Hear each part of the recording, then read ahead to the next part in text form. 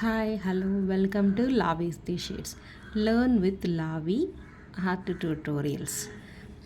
So இன்னைக்கு டியூட்டோரியலில் நம்ம என்ன பண்ண போகிறோம், என்ன கற்றுக்க போகிறோம்னா, ஃபஸ்ட்டு வந்து ஒரு க்யூபாய்டு ட்ரா பண்ணுறேன் பாருங்கள்.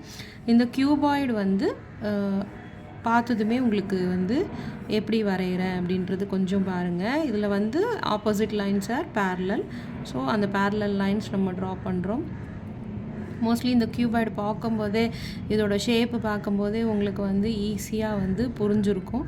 ஸோ நான் என்ன வரைகிறேன் அப்படின்றது. ஸோ இதில் பார்த்தீங்கன்னாக்கா நான் வந்து ஒரு பேப்பர் கவர் அதுதான் வரைகிறேன். ஸோ இந்த பேப்பர் கவரில் என்ன இருக்கும், ஸோ அது வந்து நம்மளோட நிறைய மடிப்பு இருக்கும். அதுக்குள்ளே திங்ஸ் இருந்ததுன்னா அதோட எஃபெக்ட் வேறு மாதிரி இருக்கும், திங்ஸ் இல்லைன்னா ஒரு மாதிரி இருக்கும்.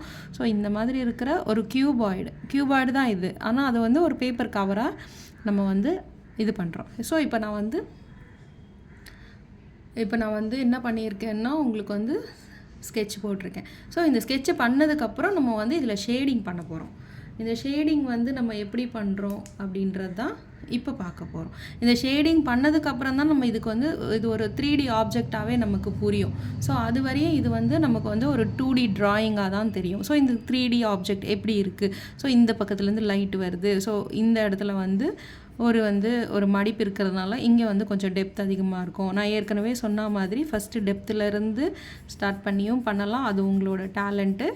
இல்லையா, லைட்டாக கொஞ்சம் கொஞ்சமாக டோன்ஸ் இன்க்ரீஸ் பண்ணிக்கிட்டே போகலாம். So tones in the sense dark to லைட்டில் இருக்கிற அத்தனை ஷேடிங்ஸுமே டோன்ஸுன்னு சொல்கிறோம். ஸோ இங்கேருந்து லைட்டிங் வருதுன்றதுனால இங்கே டெப்த்தாக இருக்கும் அப்படின்றது சொல்கிறேன். இது ஒரு ரேண்டம் ஸ்கெட்ச் தான். ப்ராபபிளி இது மாதிரி நிறையா வந்து நமக்கு வந்து கூகுளில் இருக்கும், இல்லை பின்ட்ரெஸ்ட்டில் இருக்கும். நான் மோஸ்ட்லி பின்ட்ரெஸ்ட்டில் இருக்கிற இமேஜஸ் தான் வந்து பண்ணுவேன். ஸோ நீங்களும் வந்து இந்த மாதிரி பண்ணலாம். இல்லை டைரெக்டாக ஒரு ஆப்ஜெக்டை வச்சுட்டு நீங்கள் ட்ரா பண்ணிங்கன்னு வச்சுக்கோங்களேன், ரொம்பவே அழகாக உங்களால் வந்து ஈஸியாக வந்து அதில் இருக்கிற அத்தனை லேயர்ஸும் நம்மளால் ஈஸியாக கண்டுபிடிக்க முடியும், ஒர்க் பண்ண முடியும். ஓகேங்களா?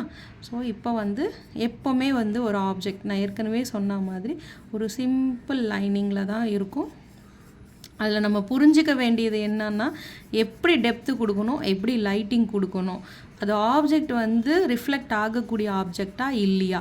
ஏன்னா இது ஒரு பேப்பரில் வந்து உங்களுக்கு எப்படி ஹைலைட் இருக்கும், ஸோ ஒயிட் வந்து ஃபுல் ஒயிட் வர்றதுக்கு வாய்ப்பே கிடையாது. ஸோ அதனால் ஒரு டோன் கண்டிப்பாக கொடுத்தே ஆகணும். அந்த ஹைலைட்டுக்கு அப்புறம் ஒரு டோன் இருக்கும் பாருங்கள், அது வந்து டெப்த்தில் வந்து இது பண்ணும்போது ஒரு டோன் வரும். அதே மாதிரி இது வந்து லைட் ப்ரௌன் அந்த மாதிரி தானே இருக்கும் நமக்கு வந்து பேப்பரோட இது பொறுத்த வரையும். ஸோ அந்த மாதிரி டோனில் இருக்கும்போது அதுக்கேற்ற மாதிரி நம்ம டெப்த்து கொடுத்துக்கிட்டே வரணும். ஸோ டெப்த் இந்த சென்ஸ் டார்க்னஸ்ஸை சொல்கிறேன்.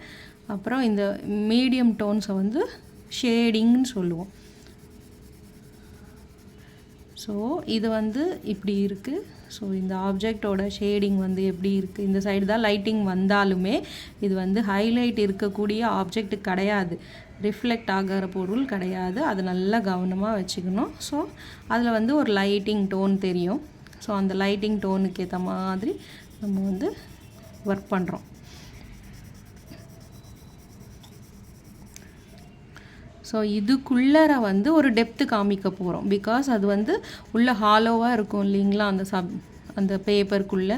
சப்போஸ் திங்ஸ் தெரிகிற மாதிரி இருந்ததுன்னாக்கா நம்ம திங்ஸ் தெரிகிற மாதிரி தான் நம்ம ட்ரா பண்ண போகிறோம். இப்போ திங்ஸ் தெரியலைன்ற பட்சத்தில் நம்ம என்ன பண்ணுவோம், கண்டிப்பாக வந்து ஹாலோவாக இருக்கிறது வந்து நிழல் வந்து இங்கே லைட்டிங் இருக்குது, இது மறைக்கிறதுனால கண்டிப்பாக வந்து இது வந்து லைட்டிங் இருக்காது, டார்க்காக தான் இருக்கும். அதுக்குன்னு சொல்லிட்டு எல்லா இடத்துலையும் டார்க் வரும்போது நம்ம ஃபுல் டார்க்கு கொடுக்க முடியாது. கொஞ்சம் அங்கங்கே வந்து ஒரு லேஸாக அந்த பேப்பரோட அந்த இது விடணும். ஸோ உங்களுக்கு தெரியறதுக்காக நான் டார்க்காக போட்டிருக்கேன் லைன்ஸு. உங்களுக்கு வேணுன்னா அந்த ஃபஸ்ட்டு போட்டிங்கள்ல அந்த ஸ்கெட்சில் வந்து இவ்வளோ டார்க்காக போட வேண்டாம், நீங்கள் லைட்டாக போட்டுக்கலாம். ஏன்னா திருப்பி எரேசர் யூஸ் பண்ணணும் அப்படின்ற கொஷினே இருக்காது. அதனால்